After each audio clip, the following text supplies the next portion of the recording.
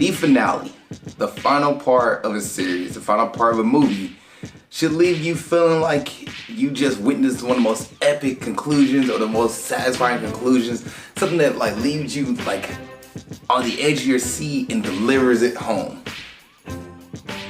Endgame for the Avengers is one of those movies I think of like they just hit every single thing. You walk away like, that was great. Pirates of the Caribbean 3, if they just left it at that, would have been one of those movies. There's a handful of movies out there where you feel like the conclusion, the finale, the final chapter. Harry Potter had a good one where Harry Potter was kind of episode 8, but Harry Potter 8 really hit at the end there where like wrapped up everything. You walked away like, man, that was a good series. I had fun watching Harry Potter. And I was wondering, how can nobody ever talk about the Hunger Games? How can nobody ever talk about the finale of the Hunger Games, the final conclusion, the book Mockingjay Part 2? Why nobody ever talk about that movie? On this episode of Movie Breakdowns, I finally watched it. And I'm about to talk about why we don't talk about the Hunger Games Part 2. Hunger Games Mockingjay Part 2. But even then, we don't talk about it. And that's episode of Movie Breakdowns. About to hop into it. What's up, world? Welcome to another episode of Movie Breakdowns. I'm your host, Zakka.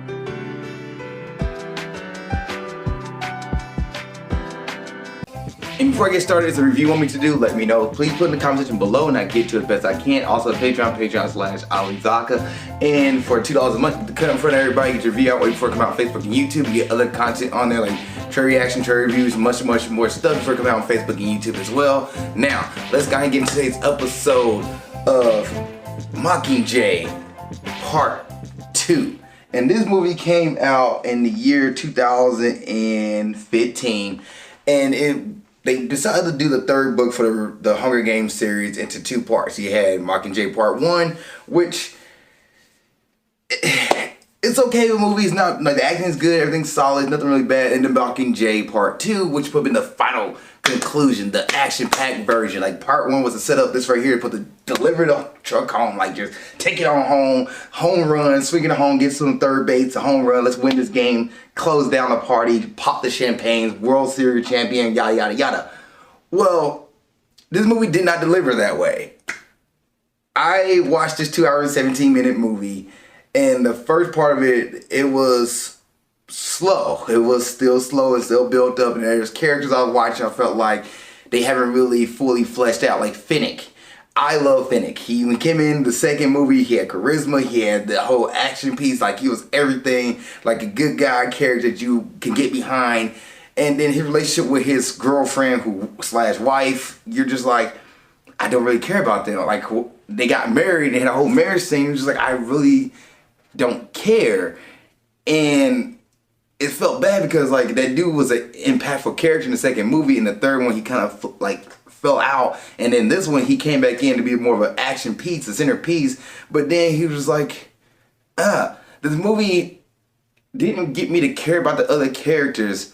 Now, granted, I know this is a Katniss movie. This is her movie. And this is her getting back at President Snow and whatnot. Until you get the twist at the end where you're like, oh, so was it Snow who's the main bad guy? It's President Coin who've been putting the two sides together because why not make more in this movie? And part of me felt like this movie just kind of dragged out scenes, like the whole Peter storyline where Peter's been brainwashed and he's attacking Katniss and he's trying to fight his inner tracker jacker venom inside of his mind where he's working through his mental thing, and Katniss trying to figure out whether she should choose Peter or Gale. And then the conclusion between that just, I don't know, man. It felt weak. It felt weak where, because you can tell Katniss was using Peter in the first movie and the second movie, because Peter was really in love with Katniss, like he loved her, and she played along with it just to get by, to survive the Hunger Games, like she didn't really care. And at the end of the movie, Peter asked a question, because he's been asking everything, it's what's real and what's fake, what's real and what's fake, what's real and what's not, because he's trying to figure out what's the tracker jacker venom, the implants the capital implanted in him, trying to figure out what those memories that they implanted was real or not. So he asked her, hey, like, do you love me? Real or not? And she's just like, she kind of because she can't have a hard time sleeping. So she goes into the bedroom where he's at. They live in the same house. Goes into the bedroom where he's at, and she gets in his bed, and he asks, "You love me, real or not?" And she goes, "Real." And I just felt like that was such a weak line. And I'm pretty sure the book was probably more like dramatic, but I felt like that was just a weak line where like the payoff between their love relationship, the relationship just didn't seem organic. I don't know. It felt weak. Like the delivery of it didn't sit right, and I don't know why it bothers me, or why I can't seem to really place like what it is. Maybe because this whole time she was like there's never really was a moment where she felt like, and maybe the movie just didn't give a good version of it, but where Katniss felt like she truly felt feelings for Peter. It was like, oh, he's a friend, and a friend I don't want to jeopardize our friendship. We have this friendship, we have this bond here. We both experienced these two things. You know, he still was in love with her. It almost felt like she was just using him to get by. And then at the end of the movie, after Gail kind of like was a part with President Coin and attacking the kids and killing the children, she was like, "Oh, so you're a part of this. I don't want to ever talk to you again. My sister died," which that wasn't a big enough scene in the movie when it happened. Like, they kind of played it off to the end as well, where she finally had the collapse of like, my sister died. The one person that I did all this for, so they could have a good life, I end up watching them die in front of me. I did the Hunger Games to prevent my sister from going to the Hunger Games. I got to put all this because of my sister, and so she can have a good life, so she can live long and don't have to go through the tortures of this world.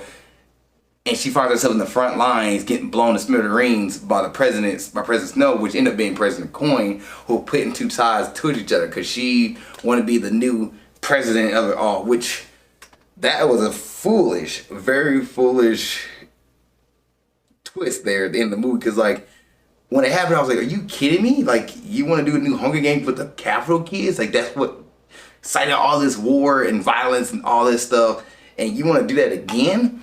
Which I guess shows Suzanne Collins showing how like the cycle repeats itself. No matter who you put in power, sometimes people will still do the same thing because they want to get back at somebody else. I would give this about this movie is about revenge. Part 2 is about revenge and getting revenge on those that hurt you, that leave a lot of stress and turmoil. So you want to get back at them, but then it's taking a moment to understand that revenge isn't the answer. Because somebody attacked you, but you're fine, and you want to go back and attack them because they attacked you. So you just want to attack them because I have the high ground now, and you just like feel like I'm going to take advantage of them and just beat them down because they smacked me in the face. Now I'm going to go back and like break their leg and slap them in the face.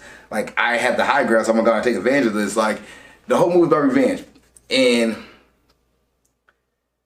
I like how at the end there they did say like, you know what, this is not the way. Revenge and just repeating the cycle is not going to solve anything. We're still going to go through war.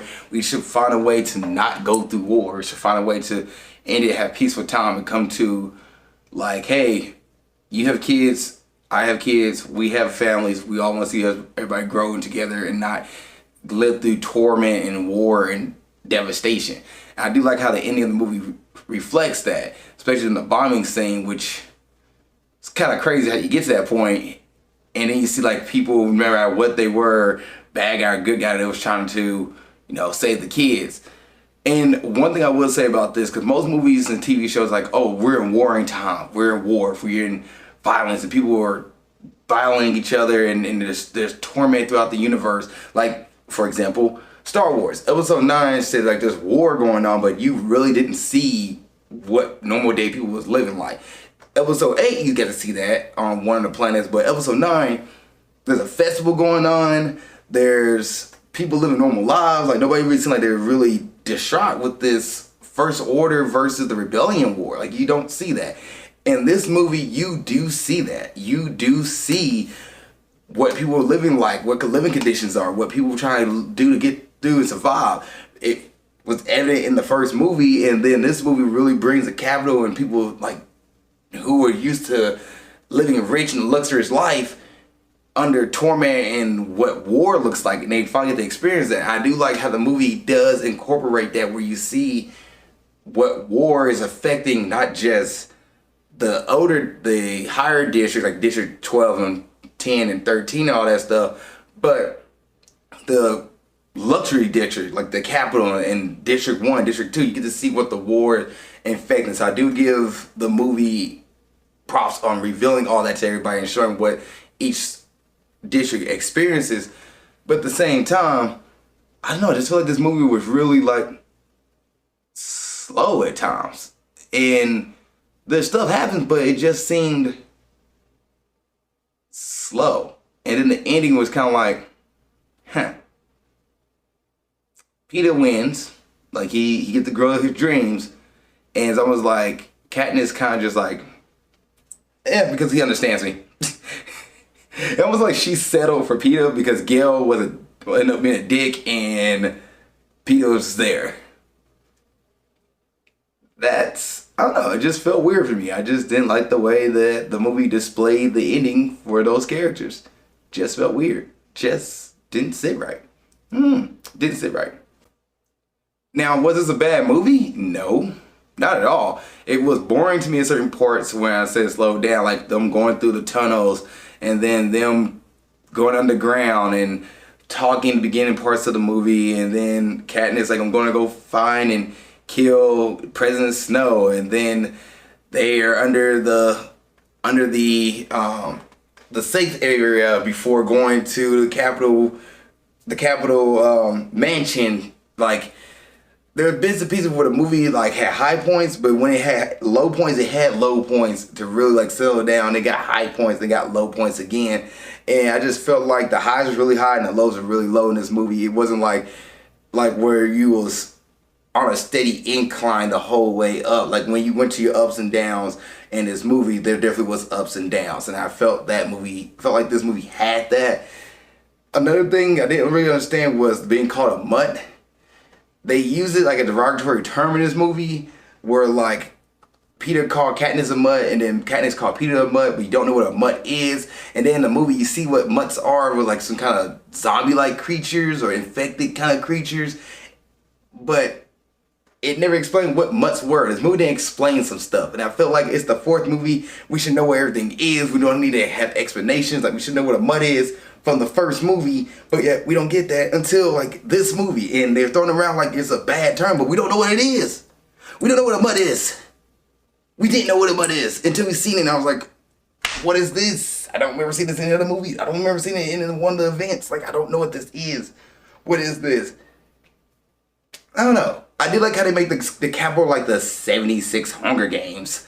Like, it was a battleground and different stuff was set up, movie traps was set up for everybody, but and also the movie really does show you like a guy gets ringed up by like his body parts and like on a cord, and this movie does not hesitate to show you death in this movie, which for a kid's movie, or probably I guess preteen, teenager movie, PG-13, I was kind of like, oh, there's some very interesting stuff in this movie. Okay, didn't see that coming at all, but it is what it is. It is what it is. Any other thoughts before I get to cast and crew? Not really. I don't have anything else. I pretty much got my likes and dislikes all out there. If I had to really sum it up, the likes, I like the story, the main story of the movie, and I was invested in the characters. I like the thought of revenge, the story of revenge here, and them understanding that revenge is not the answer. Well, that's about it. What I didn't like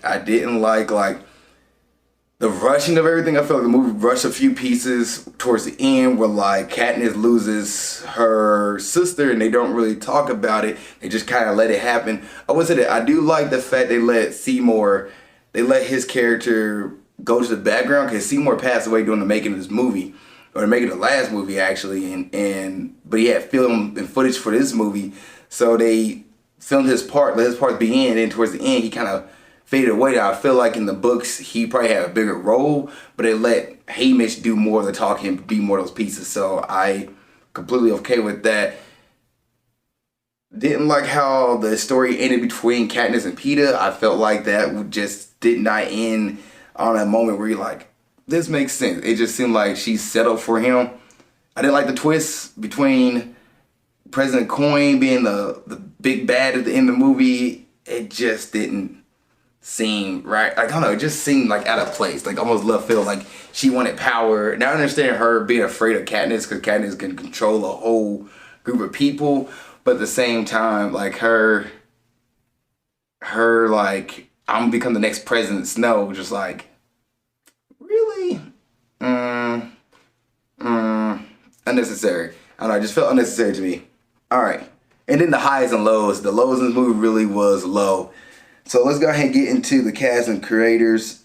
So, like I said, Hunger Games Mockingjay Part 2 came out in 2015.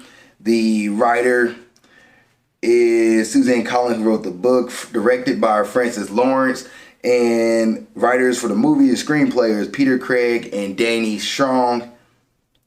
The box office in this movie, it had a budget of $160 million and it grossed worldwide $653 million. So it got its money back. It made bank. The cast, you had Jennifer Lawrence, who played Katniss Everdeen. Jennifer Lawrence does a great job. The acting in this show, in this movie, is really good. I love the acting across the board. I think everybody did a great job when it came to acting. Jennifer Lawrence does a great job as Katniss. Josh Hutcherson, who played Peter Meadowlark, great from him. Good acting from him.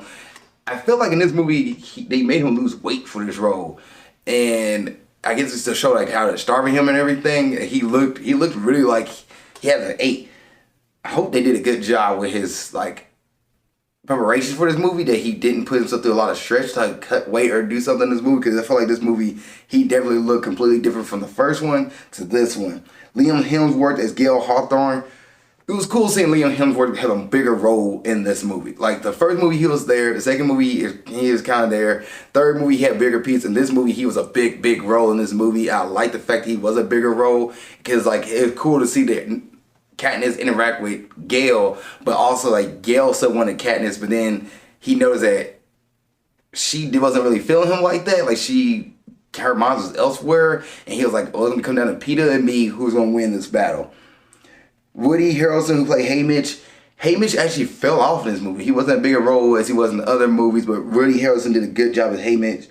Donald Sutherland, who played President Snow, great acting for him. Very menacing character, and he was dying. I was just curious to see like how that's gonna play out, but he just pretty much gets beaten he gets killed by his people. They turn against him. But good work by Donald Sutherland as President Snow. Philip Seymour Hoffman, who played Pluric Heavensby. Philip Seymour Hoffman was his last name. I call him Seymour, but he's the one who passed away in the making of the third movie, and they did a good job with his role in this movie. I think the acting piece that he was in before he passed away was great. Good for him. Julianne Moore, who played President Coin, great from her, great work. Willow Shields, who played Primrose, good for her as well. Sam Chafflin, who played Finnick, freaking phenomenal. I love his work, good work from him. Elizabeth Banks as Effie. She didn't really have much of a role in this one, but it's still good work from her. Jenna Malone, who played Johanna, great. Mashallah Ali, who played Boggs. I'm glad he had a bigger role in this movie. He was in the third one, and then this one he had a bigger piece, and I thought he did a great job as well. Natalie Dormer, who played Cressida, good from her.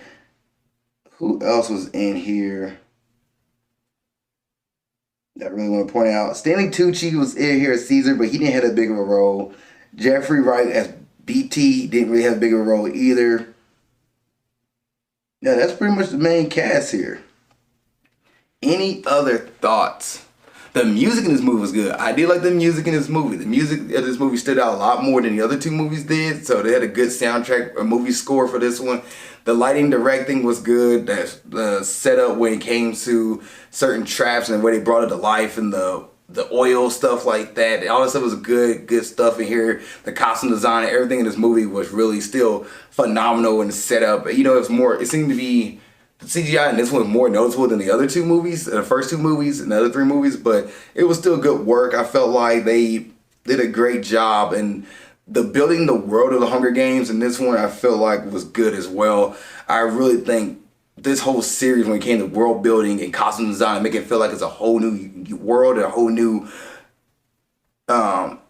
area, a whole new planet, like it'd be a completely different planet. But I just feel like it did a good job with the world building in this movie, in this series. And I feel like my main overview of the show, of this trilogy or qualogy, I ain't sure that's a word, but of the movies, when I do the main overview of 1 through 4, I think world building was one of the biggest things I loved about this, and it made it feel like it was its own different universe, its own different place. It didn't seem like something you can just walk into New York City or walk into Los Angeles. No, it was like this whole different world, and I like that. And this movie does a good job of giving you the capital and giving you the inside of the capital that's torn down. So good work from there. Good job.